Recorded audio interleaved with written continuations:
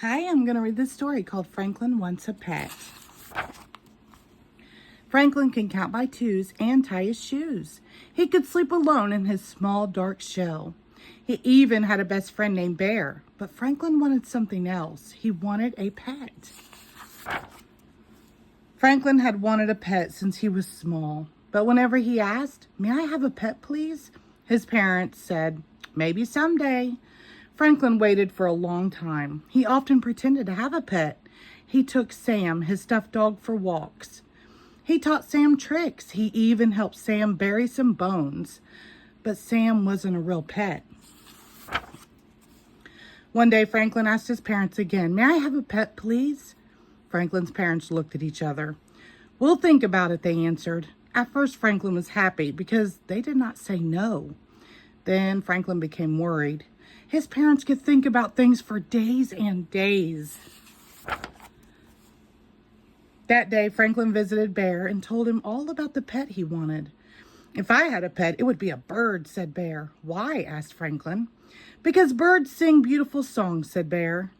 "Birds are nice," said Franklin, "but their loud singing may wake me too early." Franklin waited until morning before asking his parents if they had finished thinking yet. "Not quite," said Franklin's mother.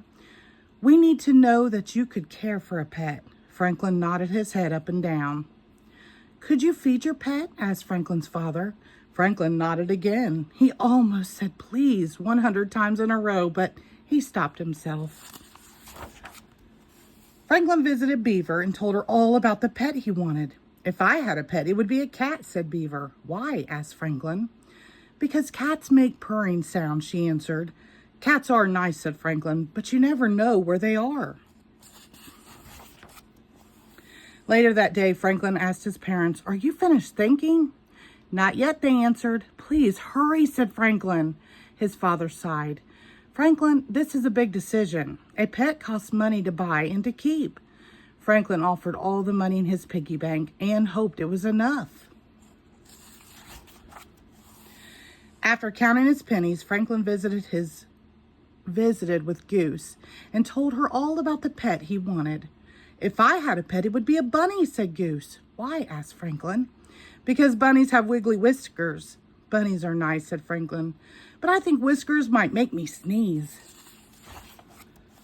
After 3 whole days, Franklin was tired of waiting for his parents to finish thinking. He had a plan. He brought Sam to the breakfast table. "I have been taking care of Sam for a long, long time," he said. "I will take good care of a real pet too. I will feed it. I will clean its house. We can take it to the vet if it gets sick." Franklin's parents smiled. "It sounds as if you've been doing a lot of thinking too," they said. "So may I have a pet, please?" he begged. They whispered to each other. Then they nodded their heads up and down. "Oh, thank you," said Franklin. He wanted to go to the pet store right away. "We'll help you choose a puppy tomorrow," said his father. "No, thank you," said Franklin. "I do not want a dog." His parents were surprised. "Dogs are nice," said Franklin, "but I want a quiet pet." Franklin's mother asked if he wanted a kitten. "No, thank you," said Franklin. "Kittens are nice, but I want a pet that stays close by."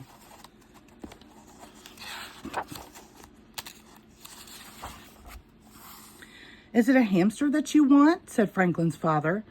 Franklin shook his head. "No, thank you." "A rabbit?" asked Franklin's mother. "No, thank you," said Franklin. "What kind of pet do you want?" asked his parents. Franklin smiled and said, "I'll show you tomorrow." At the pet store, Franklin pointed to a fish. "I want a goldfish," he said. "A goldfish," they said. "Why? A fish cannot do tricks or play with you." So Franklin explained. He liked to watch fish swim slowly around and around.